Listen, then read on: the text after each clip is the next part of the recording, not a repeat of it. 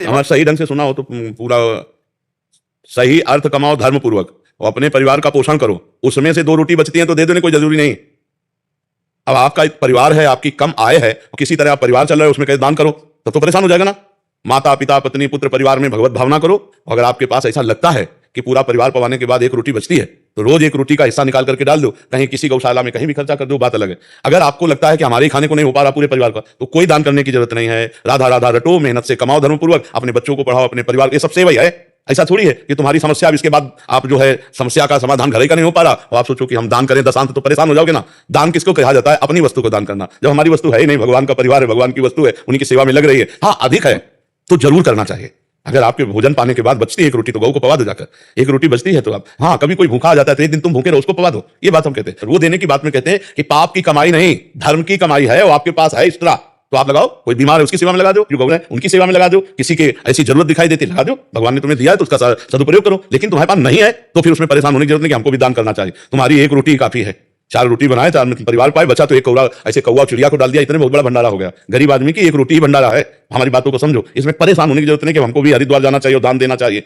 आज तो बहुत है, हम तो ऐसे देखें किसान आदमी कि बेचारे की केला जो होता है ना अमृत जैसा, क्योंकि बाजार से खरीदना है, वही घर की रोटी दाल। अब उनसे कहो तुम 100 रुपया दान करो तो उनके लिए 100 रुपया दान करने का मतलब गेहूं बेचे, लाई बेचे, चना बेचे, तब वो 100 रुपया दे। तो उस बातों को हम देखा है। तो उस बात को कहते हैं जो अपने परिवार का केवल पोषण कर सकते हैं। तो इस भाव से नाथ सकल संपदा तुम्हारी, मैं सेवक समेत सुत नारी, और धर्म पूर्वक कमाओ, अपने परिवार का पोषण करो। अगर बच जाता है, अगर आपको लगता है कि हम दे सकते हैं तो फिर दूसरों को सेवा में लगाना चाहिए। अगर लगता है नहीं हमारे पास नहीं है तो फिर कोई जरूरत नहीं, अपने परिवार को भगवान का स्वरूप मानकर उनकी सेवा कर। अब तुम 1500 की शराब पी सकते हो, 1500 किसी बीमार की सेवा में नहीं लगा सकते तो फिर तुम दंडनीय अपराध करते हो। फिर दंडनीय अपराध है कि तुम 1000 की शराब पी सकते हो और तुम 4 गांव में भूखे पड़े उनको तुम चारा नहीं दे सकते हो। लोग बीमार परेशान है, उनकी दवा में सहयोग कर दो। बहुत से हमारे देश में ऐसे लोग हैं जिनकी जरूरत है, औषधि की जरूरत है, वस्त्र की जरूरत है, भोजन की जरूरत है। अगर हमें भगवान ने दिया है तो 1-2 का भी सहयोग कर देंगे तो हम अपने काफी सहयोग कर देंगे। तो ये बात उनके लिए है जिनके पास व्यवस्था है। जो खुद अव्यवस्थित है उनको चाहिए अपने परिवार को पढ़ाएं लिखाएं, मेहनत करके उनको चलाएं, यही सबसे बड़ी सेवा है।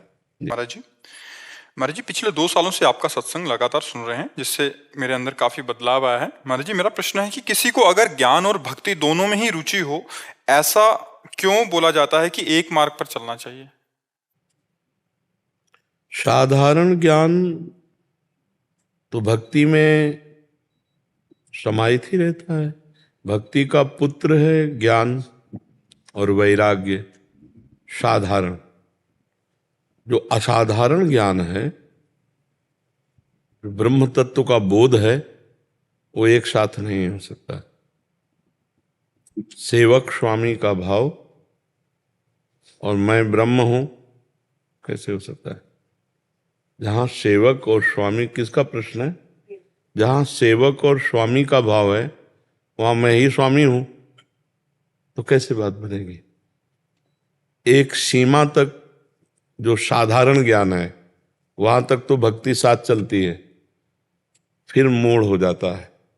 सीमा तक ज्ञान, जैसे जगत नाशवान है, समस्त भोग दुख में है, समस्त संबंध भ्रमात्मक है, ये ज्ञान ही तो हो रहा है। लेकिन जब ज्ञान इस बात का कि मैं ब्रह्म हूं, तो जब वही ब्रह्म मैं हूं तो सेवक कौन है? सेवक तो भ्रम हो गया। फिर सेवक स्वामी भाव भ्रम हो गया। और भक्ति की सिद्धि है सेवक स्वामी भाव से। सेवक से विभाव बिन भव न तरी उर्गात।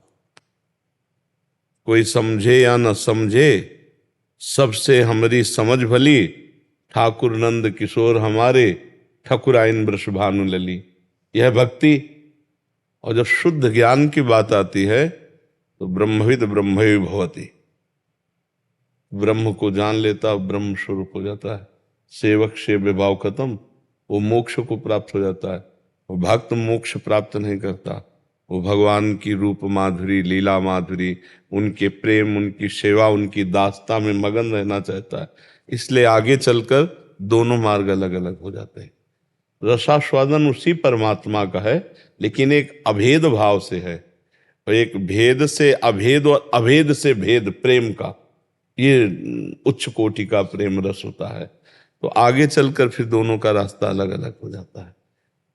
ज्ञान की एक सीमा तक तो दोनों को एक ही रास्ता है, परमात्मा का है। फिर एक जाता है अभेद में, वही मैं हूं, मेरे सिवा कोई नहीं, मैं ही मैं, तो मोक्ष को प्राप्त हो जाता है। और इसमें मैं को भूल गया, तू ही तू है। समझ रहे? तेरी सिवा कोई नहीं, मेरे प्राण प्यारे प्रभु आपके सिवा कोई नहीं। रात दिन उनके लिए रोना तड़पना, आंसू बहाना, उनकी परिचर्या, ये एक प्रेम रस है। जो मोक्ष सुख का भी त्यागी होता है वो इस प्रेम रस को प्राप्त होता है। तो साधारण भक्ति और साधारण ज्ञान ये दोनों एक साथ चलेंगे, लेकिन असाधारण भक्ति तो ये ज्ञान कर्म के अधीन नहीं है, ये परम स्वतंत्र जो भक्ति है, प्रेम लक्षणा भक्ति, ये परम स्वतंत्र भक्ति, स्वतंत्र सकल गुण खानी और बिनु सत्संग न पावई। अब मतलब अभी चौराहे पे खड़ी हैं, कंफ्यूजन अभी तो आप चौराहे पे खड़ी है कि मैं चलूं तो किधर चलूं, आप किलोमीटरों की जानकारी कर रही। अभी अभी तो ब्रह्म ज्ञान और भगवत प्रेम में बहुत अलग की बात हो सके। हमारी प्रार्थना, हमारी अगर प्रार्थना मान लें और आप नाम जप करें तो जो चाहेंगे वो मार्ग आपको प्राप्त हो जाएगा।